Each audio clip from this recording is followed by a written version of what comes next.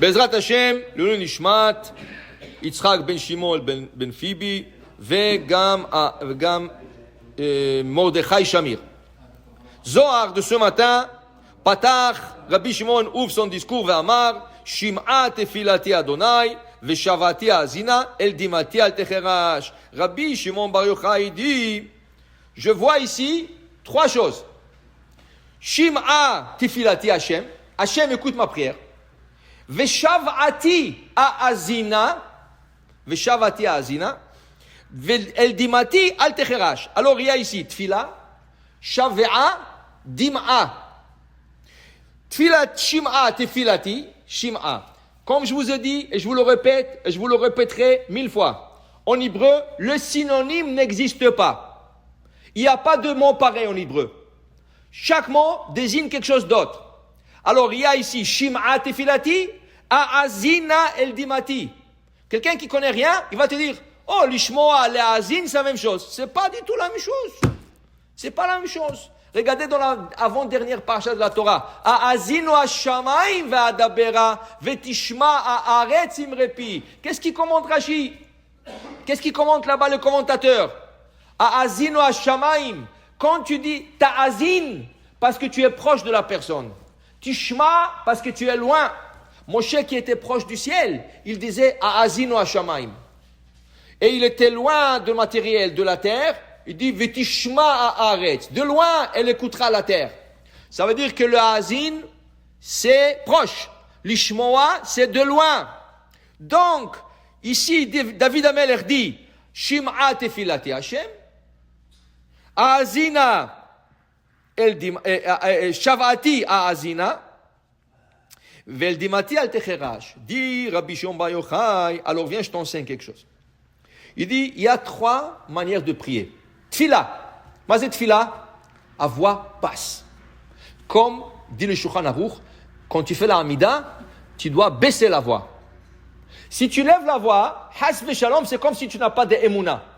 Tu penses que Dieu ne te peut pas écouter. Alors tu lèves la voix pour que Dieu t'écoute. Has v'shalom. Dieu, il peut lire qu'est-ce que tu as dans ton cœur. Qu'est-ce que tu penses dans ton cœur maintenant, il peut savoir.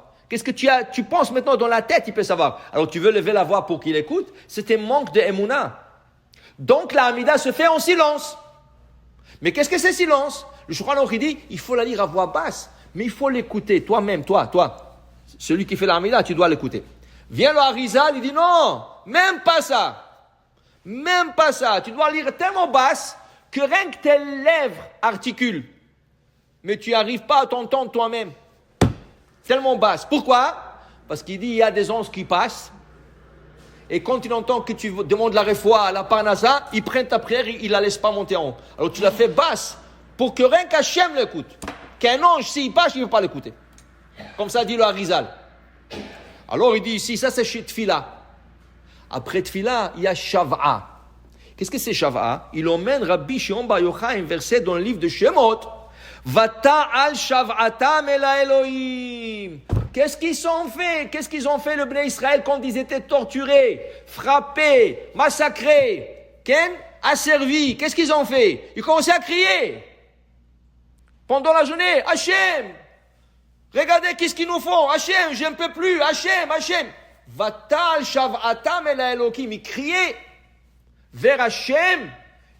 Et Hachem, il les a entendus. Et il a pris Moshe Rabbeinu et dit, va leur sauver. Ça c'est Shav'a.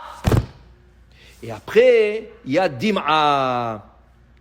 Dim'a, c'est une personne qui n'arrive rien à dire, elle pleure. Elle n'arrive même pas à ouvrir la bouche. Rien que tout ce qui lui sort, c'est des pleurs. Il pleure. Okay? Il n'arrive pas à pleurer. Il y avait une fois un décret en Hongrie que les Juifs n'ont pas le droit d'envoyer leurs enfants à la yeshiva. Ils sont obligés de l'envoyer dans une école normale. Ils ont fait tout de suite une délégation de rabbins. Le chef de la délégation, c'était le Khatam Sofer. Quand ils sont arrivés devant le ministre, c'était le gouverneur plutôt, c'est le gouverneur, le Khatam Sofer s'est mis à hurler et à pleurer. Il pleurait. L'autre, il dit, j'entends rien, qu'est-ce que tu es en train de dire? Qu'est-ce que tu veux dire? J'entends rien, tu pleures, tu cries, qu'est-ce que tu fais? Il a dit, écoutez, parce que de ma voix, sort la voix de tous les enfants juifs ensemble, alors ça crie. et vous n'arrivez pas à entendre. Tu comprends? Des fois, une personne n'arrive même pas à s'exprimer, elle pleure. Elle pleure. Ça, c'est dima'ati. C'est ça qu'il dit David Ameler. Des fois, il n'arrivait pas à s'exprimer. Alors, il pleurait. Okay? Et pleurer, on sait que c'est quelque chose de très important aux yeux d'Hachem. Alors là, il y a 3 choses. David Ameler, il dit Shimash tifilati Hachem. Hachem, des fois, je fais ma prière à voix basse, écoutez-moi. Sinon, veshavrati, quand je crierai à Azina, vous allez m'écouter quand je vais crier.